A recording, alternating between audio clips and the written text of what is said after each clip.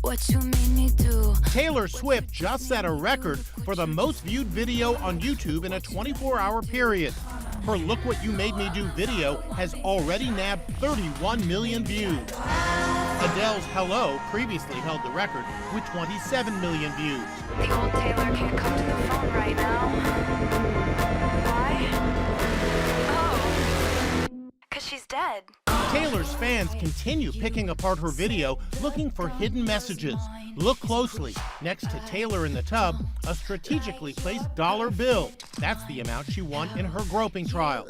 At one point in the video, Taylor's male backup dancers are clad in I Heart TS shirts. The pop star appears to be mocking her short-lived romance with actor Tom Hiddleston, who wore a shirt with the same message. And look at the oversized columns flanking her throne. It's et tu, Brute, the Latin phrase uttered by Julius Caesar when he was stabbed in the back, betrayed by those he thought were his friends. Look what you just made me do.